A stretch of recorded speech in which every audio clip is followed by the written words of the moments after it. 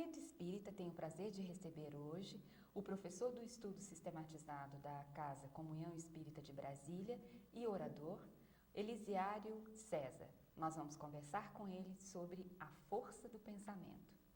Seja bem-vindo, Elisiário. Muito obrigado, eu agradeço ao seu convite e a oportunidade de estar aqui. Para abrir a nossa entrevista, vamos conversar, para que os telespectadores possam entender mais sobre o pensamento, qual é a sede dos pensamentos? De onde ele se origina? Pois é, ao longo do tempo, a ciência caracterizou a sede do pensamento sempre em cima do conceito do corpo humano. Jamais ao longo da história houve uma corrente, seja filosófica, que pudesse dizer de forma mais fiel da onde, de forma originária, vinha o pensamento.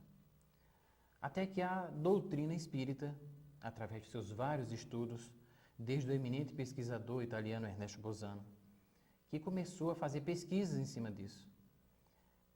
Sem falar nas obras básicas da codificação espírita, através de Allan Kardec, e tantas outras obras complementares que tivemos posteriormente, André Luiz, que falava, este sim por último, André Luiz, mais ostensivamente sobre o pensamento. E ele focalizava esse tema do pensamento fazendo a associação do pensamento com o espírito, com o ser originalmente espiritual, como sendo deste a sede, então, do pensamento. Ao longo da literatura espírita, a gente encontra várias obras que fazem referência a essa possibilidade. O próprio Ernesto Bolzano, no seu livro Pensamento e Vontade, ele relata 2 casos descritos durante a Primeira Guerra Mundial, de um grupo de 10 soldados que foram atingidos por uma granada, por estilhaços de uma granada, e que tiveram, inclusive, perda encefálica durante tal incidente.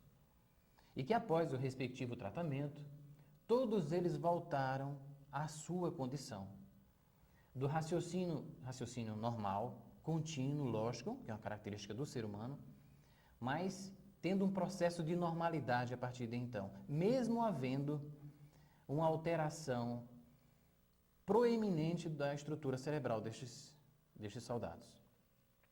O segundo exemplo que o Ernesto Bolzano fala no seu livro Pensamento e Vontade, ele faz uma referência a um outro soldado que tinha muitas dores de cabeça, mas que raciocinava, que vivia sua vida dentro da caserna normalmente, e que, no entanto, após o seu desencarne, ao longo de alguns anos, fizeram a necrópsia e descobriram que ele tinha abscessos na sua estrutura cerebral. E observa-se, então, que a regra de que o pensamento não se origina necessariamente ou originariamente do cérebro, a gente encontra uma contradição, porque estes cérebros foram, ao longo da história, afetados, no entanto, a sua possibilidade de pensar racionalmente continuava, inclusive todos eles levavam sua vida normal, após tais incidentes. Então a gente observa, e o Ernesto Bolzano é muito claro, o André Luiz também faz a referência, né? Alguns historiadores, alguns escritores espíritas fazem a referência dizendo que a mente é a sede, a alma ficaria localizado intimamente com referência à nossa mente. Então, concluindo, o pensamento vem originariamente do espírito. Enquanto a ciência não reconhecer de forma concreta a existência do ser pensante, que é o espírito, sempre a gente vai encontrar como fonte do pensamento o corpo físico, este ser que somos nós, e que foi criado, como a ciência imagina, a partir da concepção. Então, abrindo a essa possibilidade, a gente vai encontrar a certeza do ser pensante na sua imortalidade, na sua pluralidade de existências, como se mostra o estudo ao longo das obras espíritas que a gente vem acompanhando. Bom, e no âmbito, você falou da relação do pensamento com a materialidade, né? Agora eu te pergunto, como é que a gente poderia defini-lo, né, o pensamento, no âmbito espiritual? Como é que a gente poderia descrevê-lo? O pensamento, a partir do instante que esse ser, que é eterno, né? Que é o produto da criação do Criador do céu e da terra, que é Deus, nosso Pai, a partir do momento que ele pensa, que ele emana as suas ondas mentais, que o nosso pensamento é direcionado em forma de ondas, a gente poderia analisar aí algumas vertentes. Do nosso pensamento com o mundo espiritual, do nosso pensamento com os nossos irmãos encarnados como nós, do nosso pensamento com os nossos irmãos desencarnados e a nossa relação com o pensamento de nós mesmos. E por aí a gente poderia começar. A gente observa que o homem moderno tem muitas... São as doenças chamadas do homem moderno, né? Vem a auto-obsessão, que a gente poderia classificar dentro do meio espírita. Vem também as doenças que são originárias do nosso desequilíbrio psíquico. E agora, mais recentemente, na revista Veja, ele publica uma reportagem sobre a meditação. E ele fala do que a ciência aceita hoje como a meditação e das suas consequências, de forma salutar, claro. Então, aí seria um uso positivo do pensamento. Positivo do pensamento, até de forma preventiva, diríamos assim. Então, tem uma pesquisa do Dr. Benson, que é um americano, um cardiologista da Universidade de Harvard, em que ele faz essa afirmação, dizendo que um grupo de pessoas que ele estudou ao longo dos 5 anos, todos doentes coronarianos e outras doenças crônicas, e que ao longo desses 5 anos ele estabeleceu no seu trabalho alguns pontos observado por ele. Nesse ponto, ele chegou à seguinte conclusão, que a maioria de nós, 60% das nossas visitas ao médico, poderiam ser equacionadas se a gente pensasse melhor, pensasse coisas positivas. Ele fez esse trabalho de 5 anos com 2 grupos de pacientes doentes crônicos e pacientes coronarianos. De um grupo em que ele fazia meditações 6 vezes por semana durante 1 hora, ele observou que eram pacientes que tinham uma capacidade regenerativa muito maior, ao contrário daqueles pacientes que não faziam suas meditações. A gente observa aí de forma muito eficaz a influência da mente, do pensamento em cima das nossas doenças. Então, bom, a medicina até já tem um ramo que chama medicina psicossomática, né? Quer dizer que, fazendo uma faxina, né, na nossa forma de pensar, a gente eliminaria uma série de doenças. Isso, exatamente. A gente iria servir como forma preventiva para que a gente pudesse ter uma vida mais saudável. Por outro lado, ainda nos Estados Unidos, na Universidade de Wisconsin, um grupo de profissionais trabalhando coletou também 5 pessoas e fizeram algumas observações em cima dessas pessoas. Usaram aparelho de ressonância magnética e de eletroencefalograma. Nessas observações feitas por ele, observaram que nesse estado de meditação que essas pessoas se encontravam, havia uma área do cérebro, que é a área pré-frontal esquerda, aonde se situa as emoções positivas do cérebro. Então a meditação desperta nessa estrutura cerebral esse sentimento positivo, ou aonde se localiza originariamente. Então essa área do cérebro, que é a parte da córtex cerebral pré-frontal esquerda, é a área onde se situa, onde se vê efetivamente ali naquele lugar as emoções positivas do ser. Então, meditar é viver positivamente nos seus sentimentos. E, consequentemente, ter uma qualidade melhor de ter saúde. Ter uma qualidade de vida inevitavelmente melhor. Ainda voltando a esse tema, de forma para a gente encerrar essa passagem, o Hospital do Servidor Público Municipal do Estado de São Paulo, em São Paulo, alguns pacientes que têm problemas coronarianos, a ser feita a sua cirurgia, eles estão fazendo meditação hoje em dia, pré e pós-cirúrgica. Que ótimo. Então, a gente percebe que a meditação está sendo vista como a ciência hoje como um método eficaz do tratamento regenerador desses pacientes crônicos. Interessante. Bom, nós estamos descrevendo muitos os efeitos do pensamento e tal. Eu queria ainda retomar a coisa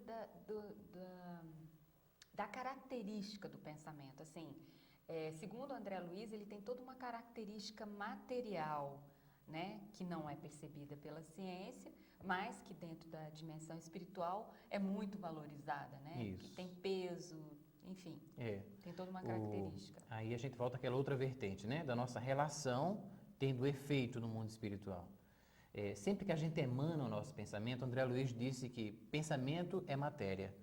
É matéria constituída pelas suas ondas, pelos seus corpúsculos mentais, onde se encontram aí átomos mentais com suas esferas girando ao redor desses átomos, que ele qualifica como átomos mentais. Então, o nosso pensamento tem a sua onda, tem o seu tamanho, tem a sua coloração, tem o seu peso, né? Então, isso nos dá ainda mais responsabilidade com aquilo que a gente está pensando. Quando a gente pensa, a gente cria uma atmosfera energética ao nosso lado, que vai nos caracterizar. Então, dependendo do que a gente pense, a gente vai estar se caracterizando. Daí os espíritos muitas vezes nos observarem e saber que nós somos X ou que nós somos Y, determinada faixa do pensamento que a gente tiver. Pela soma desses pensamentos, Pela né? soma do nosso pensamento. Como a irradiação áurica, que é uma irradiação energética, que emana, na verdade, do nosso ser, das nossas estruturas celulares, era também um estado d'alma. A gente vai refletir na coloração dessa irradiação energética do nosso corpo, aquilo que a gente está pensando, aquilo que a gente está vivenciando nesse mesmo instante. Então a gente tem a relação do nosso pensamento com esse mundo extracorpóreo, ou mundo espiritual, né? Uma outra coisa que me ocorreu enquanto você estava falando é que no plano espiritual também o pensamento é responsável pela criação, né? De prédios, enfim, de paisagens, é o pensamento, né? Isso, que cria. Que cria. É o pensamento criador, né? Quando a gente está aqui na Terra, para a gente construir uma casa, a gente precisa pegar o cimento, o tijolo, as mãos para poder construir. Só que a matéria do mundo espiritual é fluídica. Então, é matéria que em sua estrutura molecular ela é muito mais flexível. E ela, obviamente, sofre a influência do pensamento muito forte.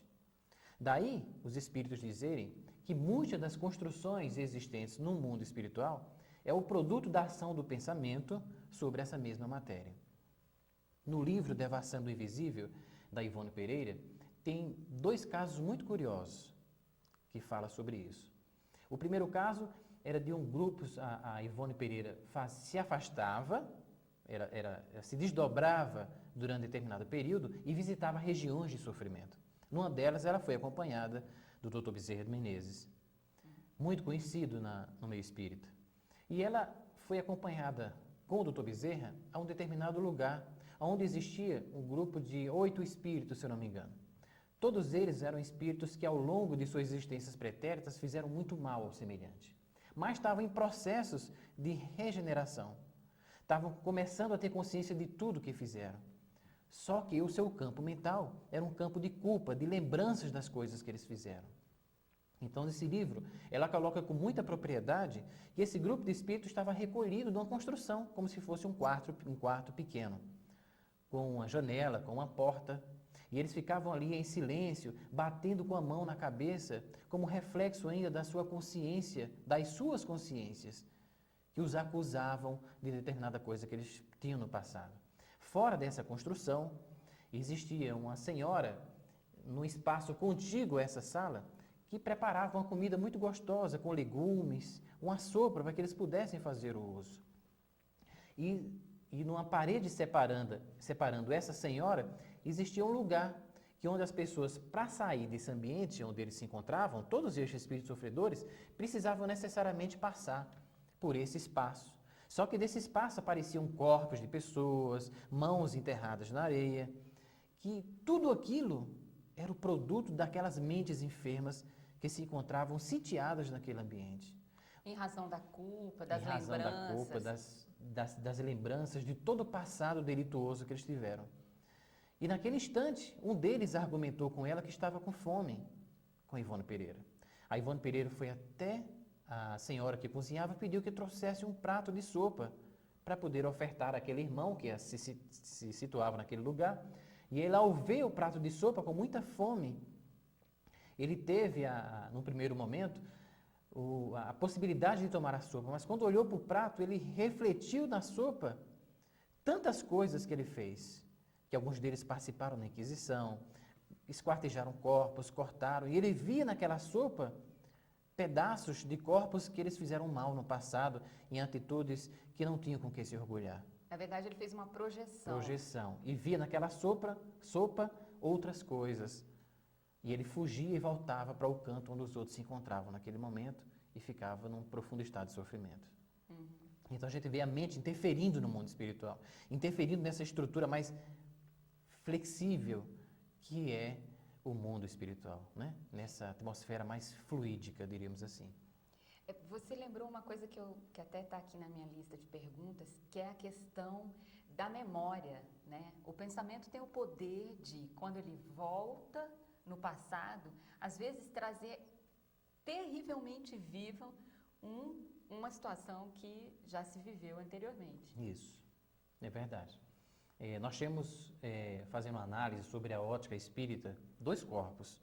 Nós temos o corpo espiritual, com o nosso cérebro físico, com todos os órgãos que nos caracterizam, né?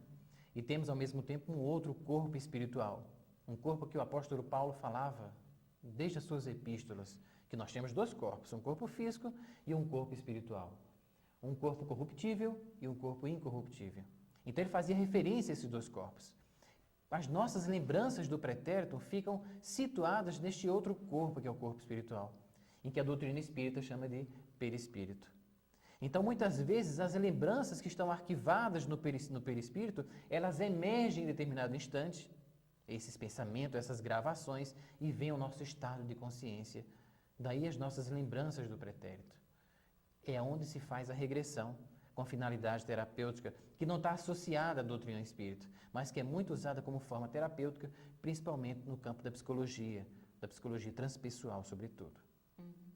Bom, eu ainda quero retomar o início, quando você falou da nossa capacidade de estabelecermos ligações por meio do pensamento entre nós encarnados, entre nós e os desencarnados, enfim. Eu queria que você retomasse essa questão desse elo de comunicação que a gente estabelece com os diversos estados da matéria. O nosso mundo ele é permeado de ondas.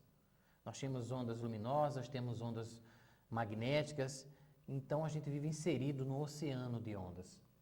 Muito bem, o nosso pensamento é também uma onda, que pode ser uma onda pequena, pode ser uma onda curta, uma onda extra curta, uma onda longa, que fica muito mais pesada e, consequentemente, ela não vai muito longe. Isso tem a ver com a qualidade? Tem a ver, sobretudo, com a qualidade. Os nossos bons pensamentos, aquelas oriundas da nossa capacidade de perdoar, da capacidade de reconhecer o Criador, sobretudo da capacidade de amar, que é a síntese da mensagem de Jesus, é o perdão, é o amor, né? Então, quando os nossos pensamentos fluem a partir daí, sem dúvida essas ondas que se tornam curtas vão muito mais longe. Então, o pensamento é uma coisa muito forte, em que a gente se liga às mentes encarnadas e desencarnadas pelo nosso pensamento, pelo nosso teor do pensamento. Allan Kardec, no Livro dos Espíritos, ele dedica 3 perguntas à transmissão oculta dos pensamentos, explicando como é que é feita essa transmissão do nosso pensamento de forma oculta. E essa capacidade nossa de comunicação, ela nos acaba trazendo um elo de ligação com aquelas pessoas com as quais a gente se comunica pelo teor vibratório, não? Isso, tanto para os encarnados como para os desencarnados. Você diz... Porque existe aí uma afinidade, o pensamento, a gente costuma aglomerar ao nosso lado aqueles que se afinizam conosco, obviamente com a nossa forma de pensar, que tem como consequência a nossa conduta, porque a gente pensa e depois a gente age, né? No entanto, no Evangelho, voltando um pouquinho a esse trecho, que é muito importante, no Evangelho segundo o Espiritismo, existe um trecho em que os Espíritos fazem uma referência ao adultério por pensamento. E os Espíritos dizem que nós temos 3 situações em que a gente possa ocorrer ao longo da nossa evolução. O primeiro é quando a gente pensa em determinada coisa e a gente faz. Obviamente que ele faz essa expressão das coisas que não seriam boas, né? E que a gente precisaria se reeducar. A segunda forma, esses seriam os nossos irmãos ainda de forma primária. A segunda forma seria aquele que a pessoa pensa, mas já não age de acordo com o pensamento. A gente observa, a partir de então, uma melhora espiritual do ser, sempre fazendo a referência do pensamento às coisas ruins. E no terceiro, aqueles que nem pensam mais, nem têm mais esses pensamentos ruins. São os espíritos elevados, de uma condição espiritual em que todo o seu pensamento é direcionado ao bem. No nosso lar, o livro muito conhecido do meio espírita, existe uma norma na colônia chamada Nosso Lar, dizer que não deve se pensar em coisas ruins lá. A gente deveria, no máximo do nosso dia, pensar em coisas boas. Até porque a influência do pensamento do mundo espiritual é muito grande. Ainda falando do pensamento, antes de você passar para um outro questionamento, uma outra pergunta, eu lembro-me bem que tem um livro chamado Voltei, do irmão Jacó, que é um pseudônimo de um outro espírito. Ele adotou esse pseudônimo por causa do problema que houve com Chico Xavier, quando ele escrevia as mensagens e colocava o nome da pessoa. A família o processou e a partir de então ele passou a colocar o nome desse ser como irmão X, para evitar que ele pudesse novamente sofrer algum processo. Então esse espírito se autodenominou de irmão Jacó. E ele dizia ao Chico Xavier que quando ele tivesse oportunidade, ele voltaria para explicar como foi o seu desencarne. E ele voltou nesse livro chamado Voltei. E ele dizia que durante aquele instante no cemitério, no seu enterro, em que ele observava as pessoas muito tristes ali, e ele viu, ao mesmo tempo, nesse contexto, naquela parte do cemitério, um carro ali perto. Desse carro saiu luminosidade em direção ao alto, de cor azul. E ele ficou curioso com aquilo, se aproximou do carro para ver do que se tratava e viu que era uma pessoa que estava fazendo uma prece sincera por ele naquele instante. Então, aquela prece, a gente vê a importância da nossa prece, a importância do nosso pensamento, daquilo tudo que sai para a gente. Existe um jargão que diz assim: diz com quem andas, que eu te direis quem és. A gente poderia mudar um pouco, adaptar, sob a ótica espírita e dizer: diz quem tu és, que eu te direis com quem andas. Em função da afinidade do nosso pensamento, da semelhança de pensamentos que atraem, obviamente, como eu falei, semelhantes. Nossa, depois de tudo isso a gente fica pensando, né? Como a gente é invigilante com o pensamento da gente. Cotidianamente a gente deixa a mente vagar assim, por pensamentos tão... É verdade. Isso merece uma reflexão profunda de cada um de nós, né? Para que a gente possa disciplinar o nosso pensamento, possa condicionar o nosso pensamento sempre ao bem. E no atual estágio da nossa evolução, nem sempre a gente assim pensa, né? Mas aí a gente lembra dessa classificação que os Espíritos fizeram, que está lá no capítulo do Evangelho segundo o Espiritismo. Que a gente, se o pensamento vem ao nosso encontro, aquele pensamento com que a gente tem com que se orgulhar, vamos não dar vazão a ele e substituí-lo por um pensamento que possa expressar os nossos bons sentimentos, que todos nós temos dentro de nós. Uma outra coisa que me ocorreu é que a gente acabou de criticar aqui os pensamentos, né? Dizer o quanto a gente é invigilante e tal.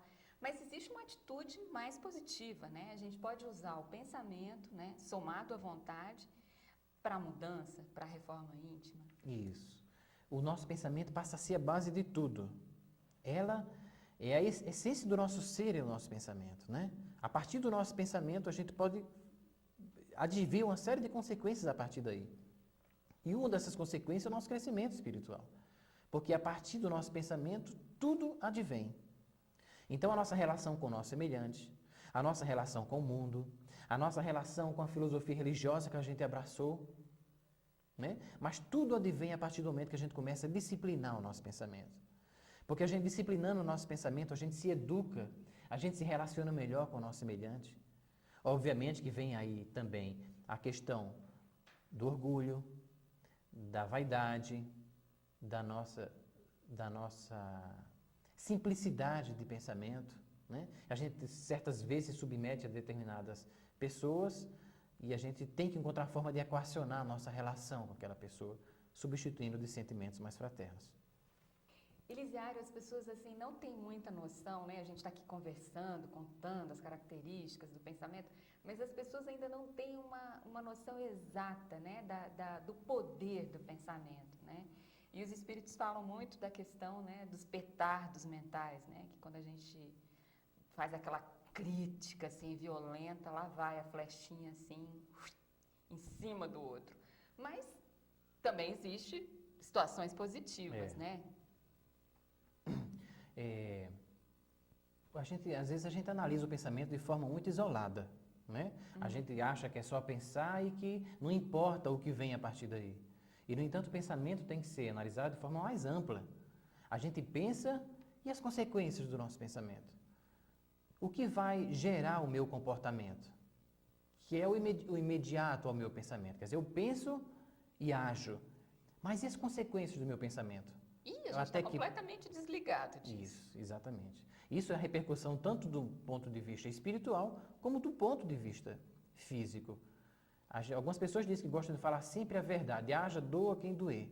E, no entanto, eu acho que a gente tem que falar a verdade no momento oportuno, na hora certa, para não estar ferindo sensibilidades, né? Que vai acabar virando um petardo. Vai acabar virando um petardo. Então, a gente, tanto do ponto de vista físico quanto espiritual, a gente tem que analisar mais profundamente essa questão. E merece muita reflexão de cada um de nós. Mas tem o lado bom também do pensamento, né? As consequências, aquele olhar que a gente recebe de volta por conta do pensamento daquela pessoa, que foi a consequência de um ato nosso naquele instante. E tem uma história muito curiosa e que é relacionada ao Chico Xavier. Novamente, voltando ao Chico Xavier. O Chico Xavier ficava psicografando as obras de André Luiz até altas horas da noite, quando saía correndo logo cedo no outro dia para poder trabalhar, porque ele foi um trabalhador como todo mundo, né? E ao acordar pela manhã, que ele sempre saía atrasado, ele se direcionava então ao seu trabalho. Nesse momento, uma pessoa conhecida dele lá em Uberaba fez questão de que ele parasse para poder explicar uma passagem do Livro dos Espíritos a ela. E ela vinha, ele se encontrava muito atrasado, teve um ímpeto de se despedir da senhora, dizer, não, depois eu lhe falo, e seguir em direção ao seu trabalho. Naquele momento, o Emmanuel, o seu protetor, o seu mentor espiritual, chegou até ele e disse, não, espere pacientemente e ouça o que é que a senhora tem para lhe perguntar. E ele pacientemente parou, ouviu o que a senhora tinha para perguntar e respondeu com muita calma. A senhora ficou tão agradecida e ele percebeu que ainda estava atrasado e seguiu em direção ao seu trabalho. Andando, já tinha dado mais ou menos uns 50 metros, o Emmanuel disse, agora olhe para trás. E ele se voltou em direção àquela senhora, a qual ele tinha muito satisfatoriamente respondido às suas indagações, e viu que dela saía uma bola do seu coração em direção a ele, cor-de-rosa, que expressava naquele momento o seu sentimento de agradecimento e de amor por ele ter passado talvez 1 minuto e meio junto a ela para responder seus questionamentos. E a gente observa então a partir daí o que a gente faz do nosso pensamento. Será que a gente recebe essas bolas luminosas que simbolizam os bons sentimentos ou recebemos outras coisas? Então, a gente encerraria esse capítulo para que todo mundo pudesse em casa fazer suas reflexões. O que eu estou fazendo do meu pensamento? Que bolas eu posso receber de acordo com a minha relação com o meu semelhante? Nossa, gente, olha, é reflexão para muitos dias. Pensar bem não é uma das nossas habilidades, mas a partir de hoje a gente vai conseguir. Elisiário, muito obrigada pela sua presença no Momento Espírita. Muito obrigado. Eu que agradeço pela oportunidade, estou sempre à disposição. Ah, claro. Para você, um ótimo programa e aguardamos você no nosso próximo programa. Obrigada.